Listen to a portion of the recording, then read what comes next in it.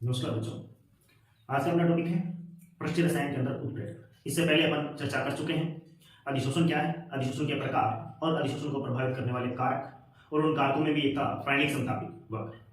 तो अधिशोषण पृष्ठीय रसायन जो चैप्टर है उसके 3 पार्ट है। पहला पार्ट अधिशोषण का था, वो अपना कंप्लीट हो चुका है, और अब अपन चर्चा करेंगे उत्प्रेरण के बारे में। तो उत्प्रेरण क्या होता है, इसके प्रकार और ये सब क्या। उत्प्रेरण मतलब कैटालाइसिस। उत्प्रेरण किसे कहते हैं, ठीक है। तो उत्प्रेरण से पहले अपने को अक्षर पता होना चाहिए। उत्प्रेरक, कैटालाइसिस क्या होता है। उत्प्रेरक वे रासायनिक अणु जो स्वयं अभिक्रिया में अपरिवर्तित रहते हुए अभिक्रिया के वेग को परिवर्तित कर देते हैं। मतलब ये वे पदार्थ है जो स्वयं अभिक्रिया में परिवर्तित नहीं होते, अभिक्रिया में परिवर्तित नहीं होते। इसका मतलब क्या है कि जैसा आपने लिया था, जितनी क्वांटिटी में लिया था, उतना ही लास्ट में वैसा का वैसा आपको प्राप्त हो जाता है। तो खुद तो परिवर्तित नहीं होते, लेकिन अभिक्रिया के वेग को परिवर्तित कर देते हैं। लेकिन अभिक्रिया के वेग को परिवर्तित कर देते हैं, अभिक्रिया के वेग को परिवर्तित करते हैं। परिवर्तित करते हैं मतलब या तो बढ़ा देते हैं या कम कर देते हैं। और ये जो सारी प्रोसेस हो रही है उत्प्रेरक के द्वारा, उसको कहते हैं उत्प्रेरण। और यह प्रक्रम और यह प्रक्रिया उत्प्रेरण कहलाती है। यह प्रक्रिया उत्प्रेरण कहलाती है। तो मे भी आप लोगों को समझ में आ गया होगा कि उत्प्रेरक की उपस्थिति में होने वाली अभिक्रियाओं को उत्प्रेरण अभिक्रियाएं कहते हैं। या सीधा पूछ ले कि उत्प्रेरण क्या है, उत्प्रेरण क्या है। तो हमें पहले उत्प्रेरक के बारे में पता होना चाहिए कि जो स्वयं अभिक्रिया में परिवर्तित नहीं होते लेकिन अभिक्रिया के वेग को परिवर्तित कर देते हैं, वे उत्प्रेरक कहलाते हैं। वे यहां लिखना आगे, वे रासायनिक अणु क्या कहलाते हैं, उत्प्रेरक कहलाते हैं। और ये जो काम किया है उत्प्रेरकों ने, यह जो प्रक्रिया है, ये क्या कहलाती है, उत्प्रेरण कहलाती है। नेक्स्ट अपन देखते हैं उत्प्रेरक। उत्प्रेरक 2 प्रकार के होते हैं। उत्प्रेरक के प्रकार, उत्प्रेरक 2 प्रकार के होते हैं, धनात्मक उत्प्रेरक और ऋणात्मक उत्प्रेरक। पहले क्या होता था कि मोस्टली उत्प्रेरक शब्द आते ही हमारे दिमाग में बात आ जाती है कि अभिक्रिया के वेग को बढ़ाते हैं। हाँ, सामान्यतः उत्प्रेरकों का प्रयोग मोस्टली अभिक्रिया के वेग को बढ़ाने के लिए किया जाता है, लेकिन सही अपन बात करें तो ये बढ़ाने के काम में भी आते हैं, घटाने के काम आते हैं। ज्यादातर इनका यूज अभिक्रिया वेग को बढ़ाने के लिए आता है, इसलिए हमारे दिमाग में बात सेट हो जाती है कि उत्प्रेरक अभिक्रिया के वेग को बढ़ाते हैं। हाँ, बढ़ाते हैं, साथ साथ घटाते भी हैं। कौन, कोई विशेष प्रकार के उत्प्रेरक वो घटा भी देते हैं। तो इसलिए उत्प्रेरक को हमने 2 भागों में बांटा है। पहला है धनात्मक उत्प्रेरक और सेकंड है ऋणात्मक उत्प्रेरक। पॉजिटिव कैटालाइसिस और नेगेटिव कैटालाइसिस। तो नाम से आप लोगों को पता लग रहा होगा, धनात्मक उत्प्रेरक ये क्या करते हैं, ये वे उत्प्रेरक होते हैं जो रेट ऑफ रिएक्शन, समझ गए, रेट ऑफ रिएक्शन मतलब अभिक्रिया के वेग को बढ़ा देते हैं, अभिक्रिया के वेग को बढ़ाते हैं। ओके। ऋणात्मक उत्प्रेरक ये वे उत्प्रेरक होते हैं जो अभिक्रिया के वेग को घटाते हैं। ये रेट ऑफ रिएक्शन मतलब अभिक्रिया के वेग को घटाते हैं, रेट ऑफ रिएक्शन को घटाते हैं। ठीक है, उदाहरण लेते हैं, सिंपल सा उदाहरण लेते हैं अपन। अमोनिया बनाने की एक विधि है, हेबर विधि। उसके अंदर अपन क्या करते हैं, उसके अंदर अपन नाइट्रोजन और हाइड्रोजन की विक्रिया कराते हैं Fe उत्प्रेरक की उपस्थिति में। देखो, जैसे N2+3H उत्प्रेरक के रूप में लेते हैं Fe और एक मोलिब्डेनम और लिया जाता है जिसको उत्प्रेरक वर्धक कहते हैं। ये शब्द आगे आ जाएगा। यहां उत्प्रेरक है हमारा Fe, ये विक्रिया के वेग को बढ़ाता है, अमोनिया बनते हैं। तो Fe यहां क्या कहलाएगा, धनात्मक उत्प्रेरक। इसी प्रकार अपन पेरोक्साइड का अपघटन करें, H2O2 का जब विघटन करते हैं तो प्लेटिनम धातु की उपस्थिति में करें तो ये प्लेटिनम इसके अपघटन को बढ़ा देता है। तो यहां प्लेटिनम भी क्या कहलाएगा, धनात्मक उत्प्रेरक। ऋणात्मक उत्प्रेरक अभिक्रिया के वेग को कम करते हैं। जैसे यदि उपरोक्त अभिक्रिया जो पेरोक्साइड का अपघटन हो रहा है, इसके अंदर प्लेटिनम की बजाय, प्लेटिनम किसका कार्य कर रहा है, धनात्मक उत्प्रेरक का। प्लेटिनम की बजाय यदि हम ग्लिसरीन ले लिया जाए तो ये ग्लिसरीन क्या करता है, इस पेरोक्साइड के, हाइड्रोजन पेरोक्साइड के अपघटन को धीमा कर देता है। तो यहां ग्लिसरीन किसका कार्य कर रहा है, ऋणात्मक उत्प्रेरक का कार्य कर रहा है। तो मेरे ख्याल से आप समझ गए होंगे कि धनात्मक उत्प्रेरक क्या होते हैं और ऋणात्मक उत्प्रेरक क्या होते हैं, जो कि नाम से स्पष्ट हो रहा है। ये धनात्मक और ऋणात्मक के अलावा भी अपन कुछ उत्प्रेरकों के और प्रकार देख लेते हैं। जैसे है कुछ स्वतः उत्प्रेरक। स्वतः उत्प्रेरक क्या होता है, कई बार अपन कोई रासायनिक अभिक्रिया करवा रहे हैं और उस रासायनिक अभिक्रिया का उत्पाद ही वहां उत्प्रेरक का कार्य करने लग जाता है, वो कहलाता है स्वतः उत्प्रेरक और वो विक्रिया कहलाएगी स्वतः उत्प्रेरण अभिक्रिया। कैसे? मैं आपको एक छोटा सा एग्जांपल बताता हूं कि हम एस्टर का जल अपघटन कर रहे हैं। क्या कर रहे हैं? एस्टर का जल अपघटन, CH3COOCH3 जल अपघटन हो रहा है प्लस H2O। ठीक है, जब इसका जल अपघटन होता है तो एक तो बनता है कार्बोक्सिलिक अम्ल, एसिटिक अम्ल प्लस एक मॉलिक्यूल बनेगा अल्कोहल का। ये जैसे ही प्रोडक्ट बनता है यही एसिटिक अम्ल यहां किसका कार्य करने लग जाता है? उत्प्रेरक का। कैसे? आपको पता होगा कि एस्टर का जो जल अपघटन होता है वो प्राय अम्ल की उपस्थिति में करवाया जाता है। अम्ल की उपस्थिति में करवाएं तो विक्रिया का वेग अधिक रहता है, लेकिन यहां हमने अम्ल नहीं लिया, लेकिन जैसे ही विक्रिया स्टार्ट करवाई तो यहां ये क्या बन चुका है?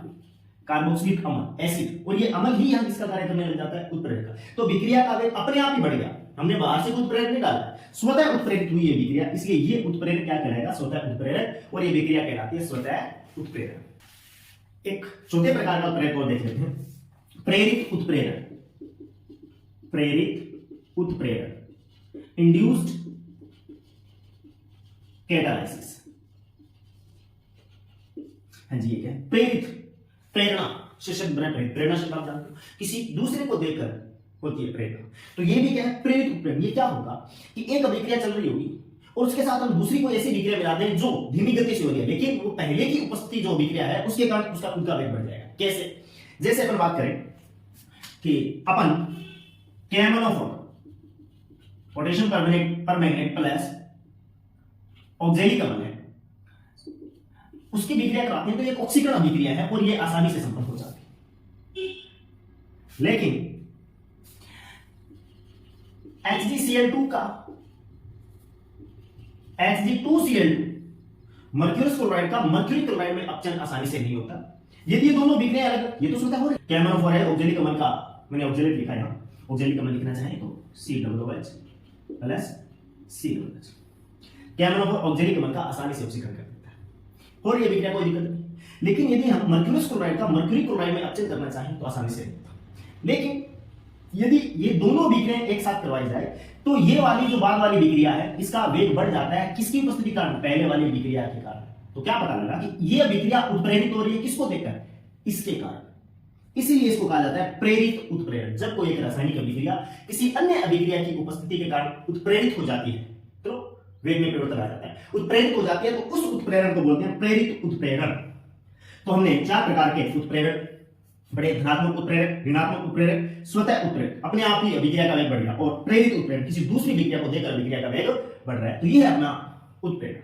तो अगला अपना टॉपिक है उत्प्रेरक वर्धक और उत्प्रेरक विष। उत्प्रेरक वर्धक, जिसको इंग्लिश में बोलते हैं कैटालाइसिस या कैटालाइटिक प्रोमोटर, प्रोमोट करने वाला। नाम से स्पष्ट हो रहा होगा। उत्प्रेरक वर्धक, वर्धक मतलब बढ़ाने वाला। वे पदार्थ जो उत्प्रेरक की क्रियाशीलता को बढ़ाते हैं वो क्या कहलाते हैं? उत्प्रेरक वर्धक। मींस वे पदार्थ जो उत्प्रेरक की, उत्प्रेरक कोई सा भी हो, धनात्मक हो चाहे ऋणात्मक हो, धनात्मक उत्प्रेरक की क्रियाशीलता बढ़ेगी तो विक्रिया का वेग और ज्यादा बढ़ जाएगा। ऋणात्मक उत्प्रेरक का काम क्या है? विक्रिया के वेग को घटाना। उत्प्रेरक वर्धक क्या करेगा? उसके काम को और फास्ट कर देगा, मतलब वो विक्रिया का वेग घटाना था तो और ज्यादा घटाएगा। तो अपन ये नहीं कह सकते कि उत्प्रेरक वर्धक विक्रिया के वेग को बढ़ाते नहीं। ये उत्प्रेरक वर्धक किसके साथ जुड़ा है? धनात्मक उत्प्रेरक के साथ जुड़ा है तो विक्रिया का वेग और बढ़ जाएगा, ऋणात्मक के साथ जुड़ा है तो विक्रिया का वेग और घट जाएगा। इनका काम केवल और केवल इस उत्प्रेरक की रिएक्टिविटी को बढ़ाना है। तो वे पदार्थ जो उत्प्रेरक की क्रियाशीलता को बढ़ाते हैं, अपन यहां ये नहीं लिखेंगे कि विक्रिया के वेग को बढ़ाते हैं, उत्प्रेरक की क्रियाशीलता को बढ़ाते हैं, वो क्या कहलाते हैं? छोटी छोटी डेफिनेशन है, याद रखना। बढ़ाते हैं वे उत्प्रेरक वर्धक कहलाते हैं। वापिस अपना पुराने वाला एग्जांपल उठाते हैं। क्या था? हेबर विधि के अंदर N2 + 3H2 और हमने अमोनिया का उत्पादन किया था। यहां याद करो, मैंने पीछे बोला था Fe उत्प्रेरक का कार्य कर रहा है और ओब्लिक मोलिब्डेनम दिया। ये Fe तो है उत्प्रेरक, ये मोलिब्डेनम क्या काम कर रहा है? ये मोलिब्डेनम इस Fe की क्रियाशीलता को बढ़ा रहा है। तो यहां मोलिब्डेनम क्या कहलाएगा? उत्प्रेरक वर्धक। उत्प्रेरक वर्धक मतलब ये उत्प्रेरक की क्रियाशीलता को बढ़ा रहा है। तो वे पदार्थ जो उत्प्रेरक की क्रियाशीलता को बढ़ाते हैं उत्प्रेरक वर्धक कहलाते हैं। इसका अपोजिट यदि अपन बात करें तो होगा उत्प्रेरक विष। उत्प्रेरक विष, कैटालाइटिक पॉइजन। कैटालाइटिक पॉइजन उल्टा, वे पदार्थ जो उत्प्रेरक की क्रियाशीलता को घटाते हैं वे रासायनिक पदार्थ जो उत्प्रेरक की क्रियाशीलता को घटाते हैं, उत्प्रेरक की क्रियाशीलता को घटाते हैं। कैसे? यही विक्रिया वापस ले लेता हूं। N2 + 3H2 था, Fe का काम था विक्रिया के वेग को बढ़ाना।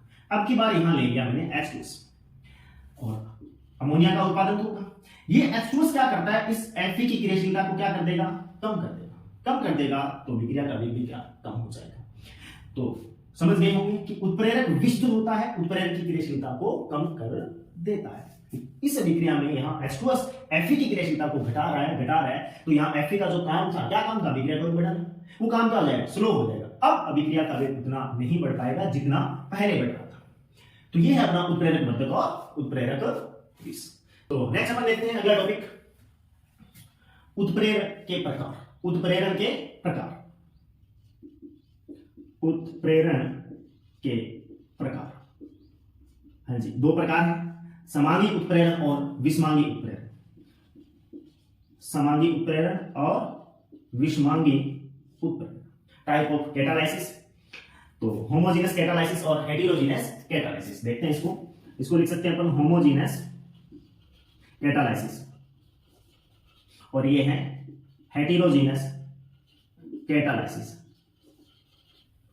तो लिखते हैं अपन समांगी उत्प्रेरण। कुछ नहीं, आसान सा टॉपिक है, वैसे देखें तो साइंस का लगता ही नहीं है ये। समांगी उत्प्रेरण, यदि किसी रासायनिक अभिक्रिया में अभिकारक, और अभिकारक से क्या बनता है, उत्पाद, और उत्प्रेरण अभिक्रिया किसे बोलते हैं, जिसमें उत्प्रेरक हो।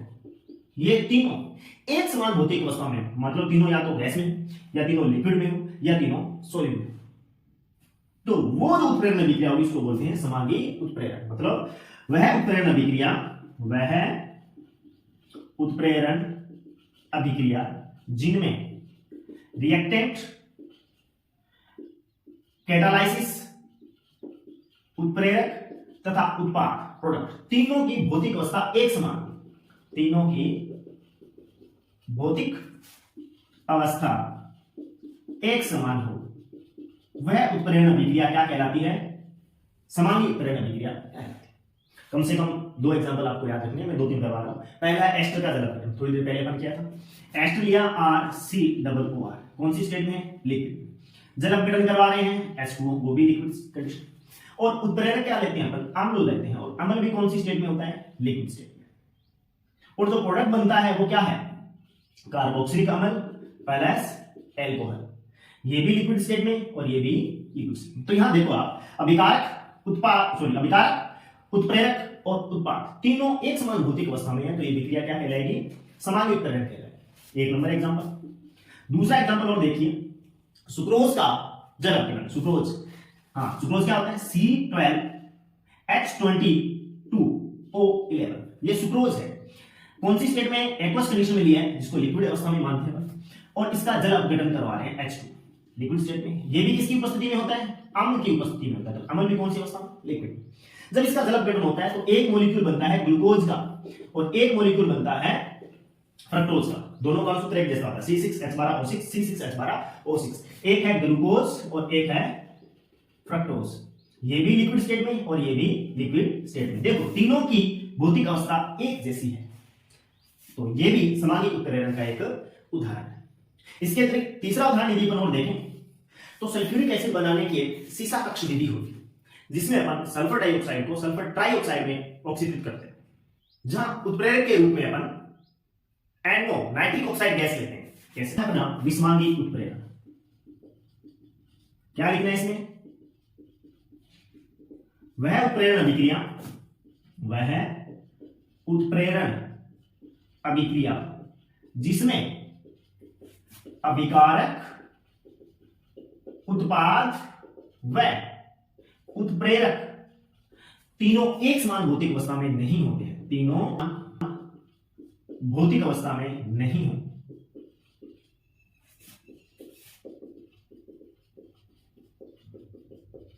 वह विषमांगी उत्प्रेरण कहलाता है। भाई सबसे पहले वाला एग्जांपल हेबरविधि वाला देखो, आपने लिया N2 गैसीय अवस्था में, आपने लिया हाइड्रोजन, वो भी गैसीय अवस्था में। याद कीजिए उत्प्रेरक के रूप में आपने क्या लिया था, Fe, कौन सी अवस्था में, सॉलिड। प्रोडक्ट बना अमोनिया गैस, इन दोनों की भौतिक अवस्था तो एक जैसी है, लेकिन उत्प्रेरक तो ठोस अवस्था में है, मतलब तीनों की एक समान भौतिक अवस्था नहीं है। तो ये किसका उदाहरण है? विस्मांगी का। इसी के साथ इसी से मिलता जुलता सल्फ्यूरिक अम्ल बनाने की एक संपर्क विधि भी होती है। सल्फ्यूरिक अम्ल बनाने की एक संपर्क विधि है, उसमें भी क्या किया जाता है, सल्फर डाइऑक्साइड गैस का ऑक्सीकरण करवाया जाता है। प्लेटिनम की गोज, प्लेटिनम जाली से इसको प्रभावित किया जाता है। दोनों गैसों का कुछ तत्व प्लेटिनम जाली के ऊपर से गुजारा जाता है। तो प्लेटिनम की जाली मतलब प्लेटिनम है वहां उत्प्रेरक के रूप में, तो प्लेटिनम ठोस अवस्था में प्रोडक्ट बन जाता है अपना सल्फर ट्राइऑक्साइड गैस। यहां भी देखिए आप, हमारा अभिकारक गैसीय अवस्था में, उत्पाद की गैसीय अवस्था में, इन दोनों की भौतिक अवस्था एक समान है, लेकिन उत्प्रेरक की भौतिक अवस्था एक समान नहीं है। और एक अपन और चाहे तो और याद रख लो, क्योंकि जितने ज्यादा करोगे उतने ज्यादा याद रहने की संभावना रहेगी। वनस्पति जो तेल होता है उससे घी बनाया जाता है। वनस्पति तेल है 11 में बड़ा लिक्विड स्टेट, आप इसका हाइड्रोजनीकरण करवाते हो, कौन सी अवस्था में? हाइड्रोजन गैस से विक्रिया हो रहा है गैसीय अवस्था में, और जो प्रोडक्ट बनता है वो क्या बनता है? वनस्पति घी। घी आपको पता है कौन सी अवस्था में होता है? सॉलिड स्टेट में, सॉलिड स्टेट में। और ये जो हाइड्रोजनीकरण है ये निकल धातु की उपस्थिति में करवाया जाता है, मतलब उत्प्रेरक का कौन करता है? निकल। वो कौन सी स्टेट में? सॉलिड। तो ये देखो, एक लिक्विड में, गैस में, सॉलिड में, सॉलिड में, मतलब तीनों की भौतिक अवस्था एक जैसी नहीं है। जो अभिकारक, उत्पाद और उत्प्रेरक तीनों एक समान भौतिक अवस्था में नहीं होते हैं तो वो विस्मांगी उत्प्रेरण कहलाता है, और तीनों एक समान भौतिक अवस्था में होता है तो वो कहलाता है समांगी उत्प्रेरण। तो यहां से क्वेश्चन आने की संभावना रहती है कि समांगी उत्प्रेरण से आप क्या समझते हैं? सिंपल सा है, या कहते हैं कि विस्मांगी उत्प्रेरण से आप क्या समझते हैं, उदाहरण सहित बताइए। या पीछे अपन बात किए थे कि धनात्मक उत्प्रेरण क्या है, ऋणात्मक उत्प्रेरण क्या है। तो ये सब छोटी छोटी डेफिनेशन है और इनको याद रखने की कोशिश करो, आसानी से आपको भी जाएगी। आगे नेक्स्ट अपना टॉपिक रहेगा विस्मांगी उत्प्रेरण का अधिशोषण सिद्धांत। अधिशोषण जस्ट पीछे अपन टॉपिक करके हैं अधिशोषण, तो वहां एक उपयोग में भी लिखा था, याद कीजिए, वहां अधिशोषण के अनुप्रयोग लास्ट टॉपिक उसमें लिखा था अधिशोषण के अनुप्रयोग में विस्मांगी उत्प्रेरण में उदाहरण मैंने यही दिया था, नाइट्रोजन और हाइड्रोजन अमोनिया बनाने का। तो नेक्स्ट अपन देख रहे हैं कि विस्मांगी उत्प्रेरण का अधिशोषण सिद्धांत, ये जो विस्मांगी उत्प्रेरण होता है कैसे होता है। तो अब अपने चर्चा करने वाले हैं विस्मांगी उत्प्रेरण का अधिशोषण सिद्धांत। इस सिद्धांत से अपन ये बताएंगे कि जो विस्मांगी उत्प्रेरण होता है, विस्मांगी समझते ना, जिसमें अभिकारक, उत्पाद और ये तीनों एक समान भौतिक अवस्था में नहीं होते, तो वहां जो उत्प्रेरण की विक्रिया है, वो जो उत्पाद बन रहा है उसका वेग अधिक है विक्रिया का, वो कैसे होता है, किसके द्वारा बताएंगे? अधिशोषण सिद्धांत के अनुसार। तो पहले थ्योरी दी गई थी कि कुछ नहीं, ठोस अभिकारक होता है, सॉरी ठोस उत्प्रेरक होता है, उसकी सतह पर गैसीय या द्रव के आकर जुड़ते हैं, इसकी सांद्रता यहां बढ़ती जाती है और ये उत्पाद बनाता जाता है। लेकिन उसके बाद में आधुनिक जो सिद्धांत आया वो ये कहता है कि ये जो अधिशोषण होता है विस्मांगी उत्प्रेरण, ये स्टेप वाइज स्टेप होता है। कैसे? वो कहता है कि सबसे पहले जो आपका ठोस उत्प्रेरक है, उस ठोस उत्प्रेरक के की सतह पर अभिकारकों की सांद्रता बढ़ती है या अभिकारकों का विषण होता है, अभिकारकों का विषण होता है। ठीक है, अगला काम, अब ये जो ठोस उत्प्रेरक है ये अपनी सतह पर, अब क्या होगा, ठोस उत्प्रेरक अपनी सतह पर अधिशोषण करेगा, किसका? अभिकारकों का। अपनी सतह पर अभिकारकों को जोड़ेगा, और सतह पर जोड़ना क्या कहलाता है? अधिशोषण। तो अपन सीधा शब्द लिख देंगे ना, अधिशोषण। अपनी सतह पर अभिकारकों का अधिशोषण करता है। ठीक है, हो गया जी। अब अगला चरण क्या रहता है कि ये जो अभिकारक है ठोस की सतह पर आके जुड़ गए, सबसे पहले ठोस उत्प्रेरक, उसकी चारों ओर गैसीय या द्रव अणु आए, सांद्रता बढ़ती, अब ये इसकी सतह पर जुड़ना प्रारंभ कर देंगे। जुड़ने के बाद यह अभिकारक आपस में अभिक्रिया करेंगे और उत्पाद बनाएंगे। ठीक है, तो जुड़े हुए अभिकारक अभिक्रिया के फलस्वरूप, अभिक्रिया के फलस्वरूप उत्पाद का निर्माण करते हैं। क्या बन चुका है? उत्पाद बन गया। अब धीरे धीरे इसकी सतह पर किसकी सांद्रता बढ़ने लग जाएगी? उत्पाद अणु। तो उत्पाद अब इसकी सतह से अलग होगा, उत्पाद इसकी सतह से अलग होगा, और सतह से अलग होता है इसको बोलेंगे अपन विषरण। बाहर कम सांद्रता की ओर चले जाएंगे। विषरण क्या होता है? शब्द है गैस अणुओं का अपनी उच्च सांद्रता से निम्न सांद्रता की ओर चलना। जैसे कमरे में अपन परफ्यूम वगैरह स्प्रे करते हैं, तो परफ्यूम है वो पूरे कमरे में फैल जाता है। कौन सी घटना से? विषरण की घटना से। कैसे? जैसे हमने बॉटल को प्रेस किया, वहां सांद्रता ज्यादा थी, धीरे धीरे गैस के अणु क्या हो गए, चारों तरफ फैल गए, वो विषरण है। तो यहां भी क्या होगा कि जैसे जैसे यहां इसकी उत्पादों की सांद्रता बढ़ती जाएगी, विषरण के द्वारा अपनी निम्न सांद्रता की ओर जाते जाएंगे। तो अगला चौथा काम क्या होगा? विषरण के द्वारा उत्पाद अणु उत्प्रेरक इसकी सतह से हटते जाएंगे, उत्प्रेरक की सतह से अलग होना, विशोषण की सतह से विशोषित होते जाएंगे। पढ़ा था ना आपने विशोषण में, विशोषित होते जाएंगे और उत्प्रेरक की जगह वापस खाली हो जाएगी, वापस उसकी सतह पर नए अभिकारक अणु आके जुड़ेंगे, उत्पाद बनेगा, हट जाएगा, मतलब ये प्रक्रम चलता रहेगा। तो विसरण के द्वारा उत्पाद अणु उत्प्रेरक की सतह से विशोषित हो जाएंगे तथा इसकी सतह उत्प्रेरक की तथा उत्प्रेरक की सतह नए अणुओं के लिए, नए कौन से अणु, अभिकारक के, नए अभिकारक अणुओं के लिए उपलब्ध हो जाएगी। यह है अपना विषमांगी उत्प्रेरक का अधिशोषण सिद्धांत। यदि अपन इसको डायग्राम के रूप में शो करना चाहें, और इसी एग्जांपल को कौन सा विषमांगी उत्प्रेरक का एग्जांपल में बार बार यही ले रहा हूं, क्यों ले रहा हूं, क्योंकि एक उदाहरण को अपन बार बार करेंगे तो वो याद नहीं रहेगा। गैस गैस गैस और ये सॉलिड विषमांगी उत्प्रेरक हो गया। होता क्या है, ये जो हमारा उत्प्रेरक है ठोस अवस्था में, और ठोस उत्प्रेरक की, ये ठोस की स्ट्रक्चर हमने पहले पार्ट में बनाई थी। ये मैं किसको ड्रॉ कर रहा हूं, ठोस उत्प्रेरक को। उत्प्रेरक की जो सतह पे अणु होते हैं उनकी संयोजकता मुक्त होती है, इसी मुक्त संयोजकता से तो आकर ये अभिकारक जुड़े, सतह पे जुड़ रहे हैं, अधिशोषण। और याद कीजिए मैंने आपको बताया था कि अधिशोषण का कारण क्या है, कि वे अणु जो सतह पर पाए जाते हैं उनकी संयोजकता मुक्त होती है और अपनी संयोजकता पूरी करने के लिए अन्य अणुओं को अपने साथ जोड़ते हैं। यह है हमारा उत्प्रेरक। अब इसकी सतह पर कौन आके इकट्ठा होगा, हाइड्रोजन और, ब्लैक इसको डार्क कलर से बना रहा हूं, हाइड्रोजन और नाइट्रोजन के अणु। ये मैंने बना दिया हाइड्रोजन के अणु बना दिए, और ये सपोज करो कि मैंने बना दिए नाइट्रोजन के। तो पहला काम, ठोस उत्प्रेरक की सतह पर अभिकारकों का विचलन होता है हमारे। अगला काम क्या होगा, ठोस उत्प्रेरक अपनी सतह पर अभिकारकों का अधिशोषण करता है। ये अभिकारक है, ये इसकी सतह पर आकर जुड़ेंगे। कैसे,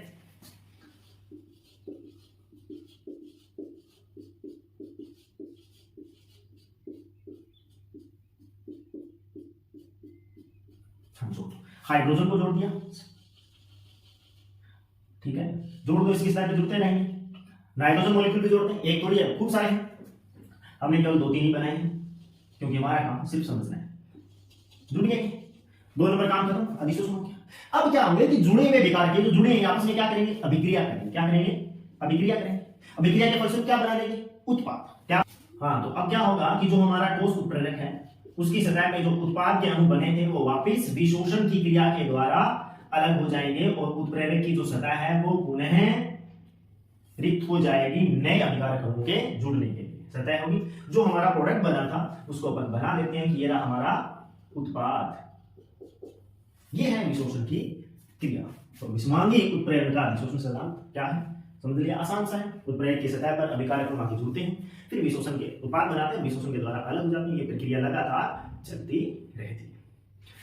यहां जो हमने उदाहरण लिया नाइट्रोजन हाइड्रोजन को मैंने अलग अलग कलर से दिखाया है, और यदि अपन चाहें तो इसको ए या बी, अभिकारक अणु ए और ए बी से भी प्रदर्शित कर सकते हैं। कैसे,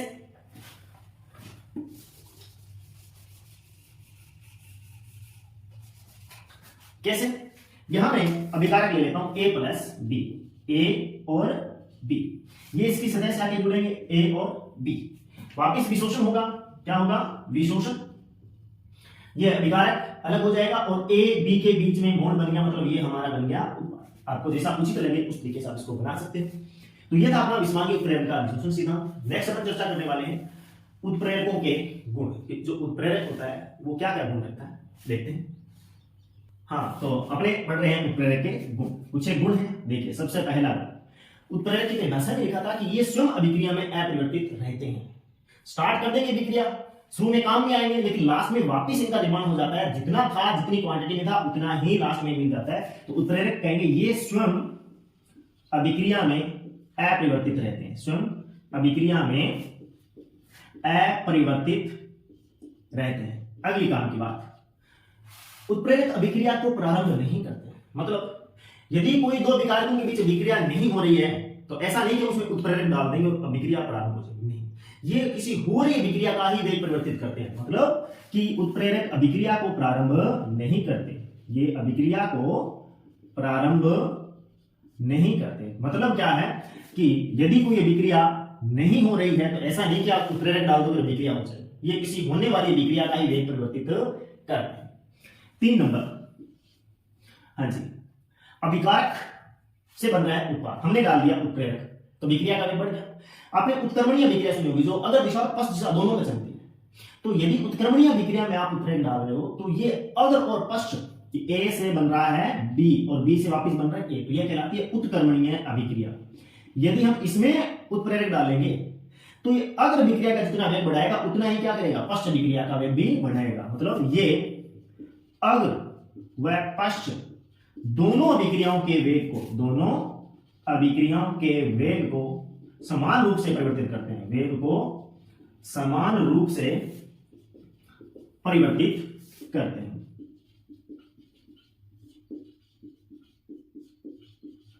यह है इसका तीसरा। चौथा कि उत्प्रेरक की बहुत ही कम मात्रा काम में ली जाती है, मतलब इनकी एक छोटी सी मात्रा, कम मात्रा ही बहुत ज्यादा अभिकारक अणुओं को उत्पाद में बदलने की क्षमता रखती है। मतलब इनकी अल्प मात्रा ही बहुत अधिक अभिकारकों को उत्पाद में परिवर्तित करने में सक्षम है। कैसे? उदाहरण देखते हैं। अपन क्या कर रहे थे, पेरोक्साइड का प्लेटिनम धातु की उपस्थिति में अपघटन कर रहे थे, H2O प्लस O कर रहे थे। यहां प्लेटिनम 1 ग्राम प्लेटिनम 10 की घात 8 पेरोक्साइड अणुओं का विघटन कर देता है। 10 की घात 8 मतलब कितने हो गए, 10 करोड़। मतलब 1 ग्राम प्लेटिनम 10 करोड़ अणुओं को अपघटित करने की क्षमता रहती है। 1 ग्राम कितने की मात्रा, बहुत छोटी मात्रा। मतलब इनकी जो एफिशिएंसी होती है, कार्यदक्षता होती है, उत्प्रेरक अणुओं की बहुत ही अधिक होती है। नेक्स्ट अपन देखते हैं कि ये अभिक्रिया के वेग को परिवर्तित कैसे करते हैं। आपको पता है कि एक रिएक्टेंट को प्रोडक्ट में बदलने के लिए न्यूनतम ऊर्जा की आवश्यकता होती है, जिसको अपन बोलते हैं सक्रिय ऊर्जा, एक्टिवेशन एनर्जी। तो ये इनके पास ऐसा कौन सा जादू है कि अभिक्रिया के वेग को मान लो धनात्मक रहता है, अभिक्रिया के वेग को बढ़ा देते हैं। मैं ग्राफ बना रहा हूं, ये रिएक्टेंट है और ये है प्रोडक्ट। ये है अणु अपनी कौन सी ऊर्जा होगी, सक्रिय ऊर्जा। जिन अणुओं के पास सक्रिय ऊर्जा के बराबर ऊर्जा होगी वही प्रोडक्ट में बदलते हैं। उत्प्रेरक डालते हैं, उत्प्रेरक क्या करता है, इस अभिक्रिया के लिए आवश्यक सक्रिय ऊर्जा के मान को कम कर देता है। अब रिएक्टेंट को प्रोडक्ट में बदलने के लिए इतनी ही ऊर्जा चाहिए, पहले कितनी चाहिए थी, इतनी। तो पहले तो केवल इतनी ऊर्जा वाले अणु ही प्रोडक्ट में बदल रहे थे। जैसे ही उत्प्रेरक डाला, उत्प्रेरक ने अभिक्रिया के लिए आवश्यक सक्रिय ऊर्जा के मान में कमी कर दी। अब वे अणु जिनकी ऊर्जा यहां तक है, वे भी क्या प्रोडक्ट में बदलने लगे। मतलब इतने जो अणु और है वो एक्स्ट्रा किसमें बदलेंगे, प्रोडक्ट में। तो कहने का मतलब कि ये उत्प्रेरक जो होते हैं, उत्प्रेरक अभिक्रिया के लिए आवश्यक सक्रिय ऊर्जा के मान में कमी कर देते हैं। आवश्यक सक्रिय ऊर्जा, एक्टिवेशन एनर्जी करते हैं, ऊर्जा के मान में कमी कर अभिक्रिया का वेग बढ़ाते हैं, अभिक्रिया का वेग बढ़ाते हैं। हो गया। अगला चलता है, उत्प्रेरक विशिष्ट प्रकृति के होते हैं, स्पेसिफिक, विशिष्ट प्रकृति के होते हैं। कैसे? कि एक अभिक्रिया को उत्प्रेरित करने के लिए किसी विशेष उत्प्रेरक की आवश्यकता होती है। ऐसा नहीं कि एक ही उत्प्रेरक सभी अभिक्रियाओं को उत्प्रेरित कर देता है। समझ में आई बात? जैसे पीछे अपन बात करें कि ये पुराना वही एग्जांपल ले लें, नाइट्रोजन हाइड्रोजन से बना रहे हैं अमोनिया। इस अभिक्रिया को उत्प्रेरित करना है तो ये काम Fe ही करेगा। ऐसा नहीं कि कोबाल्ट डाल दें, Fe धातु की जगह कोबाल्ट धातु डाल दें, नहीं, Fe का काम Fe ही करेगा। मतलब प्रत्येक अभिक्रिया के लिए, प्रत्येक अभिक्रिया के लिए विशिष्ट उत्प्रेरक ही कार्य करता है, विशिष्ट उत्प्रेरक ही कार्य करता है। लास्ट एक और देते हैं। एक बार कुछ अभिक्रियाएं ऐसी होती है जिसमें अभिकारक एक जैसे होते हैं और प्रोडक्ट अलग अलग बनते हैं। तो वहां ऐसा नहीं कि अभिक्रिया हो रही है, आपने उत्प्रेरक बदल दिया, उत्पाद बदल दिया, नहीं। उत्प्रेरक की उपस्थिति से उत्पाद पर कोई प्रभाव नहीं पड़ता, उत्पाद की प्रकृति पर। कैसे? कि जो उत्पाद पहले बन रहा था अब आपने उत्प्रेरक डाल दिया। अब ऐसा नहीं कि उत्प्रेरक डालने के बाद में जो उत्पाद पहले बनना था वो नहीं बनने लग जाएगा, नहीं। ये सिर्फ उसके निर्माण को कम ज्यादा करते हैं। एक आपको उदाहरण देता हूं, कार्बन मोनोऑक्साइड प्लस हाइड्रोजन, इन दोनों की अभिक्रिया से बनता है CH4। Carbon monoxide plus hydrogen की अभिक्रिया से ही बनता है फॉर्मेल्डिहाइड, एल्डिहाइड। और CO प्लस H2 की अभिक्रिया से बनता है एल्कोहल। ठीक है, बैलेंस कर रहे हैं अपन इसको। हाँ जी, बैलेंस है अभिक्रिया अपनी। अब देखो, यदि हमने कार्बन मोनोऑक्साइड और हाइड्रोजन से अभिक्रिया एल्केन बना रहे हैं तो निकल ये काम करता है, और कार्बन मोनोऑक्साइड और हाइड्रोजन की विक्रिया से ही कॉपर का, और ये काम करता है जिंक। ठीक है जी। अब आपने कार्बन मोनोऑक्साइड और हाइड्रोजन की विक्रिया करवा रखी है, निकल उत्प्रेरक ले रखा है और एल्केन बन रही है। आप चाहो कि हमें कॉपर डाल दें, अब ये कॉपर ये नहीं करेगा कि जो CH4 मीथेन बन रही थी अब कॉपर की उपस्थिति से फॉर्मेल्डिहाइड बनने लगे, नहीं भी। यदि विक्रिया के दौरान कार्बन मोनोऑक्साइड और हाइड्रोजन की विक्रिया से अल्कोहल बन रहा है तो जिंक ऑक्साइड जाकर वहां इसकी प्रकृति नहीं बदलेगा, सिर्फ इसके निर्माण को बढ़ा देगा। समझ में आई बात? कि उत्प्रेरक, क्या कहना चाहता हूं, उत्प्रेरक उत्पाद को नहीं बदलते, उत्पाद को नहीं बदलते। समझ रहे हो इस बात को कि जो प्रोडक्ट इसकी अनुपस्थिति में बन रहा था, अनुपस्थिति में ये बन रहा था, तो अब ऐसा नहीं कि आपने जिंक ऑक्साइड डाला और ये और कोई बनने लग जाएगा, नहीं। उत्प्रेरक जो उत्पाद पहले से बन रहा है उसी के निर्माण को बढ़ाते या घटाते हैं, उस उत्पाद को नहीं बदलते। तो ये है अपने उत्प्रेरक के गुण। तो ये जो अपना उत्प्रेरक टॉपिक है ये खत्म होता है।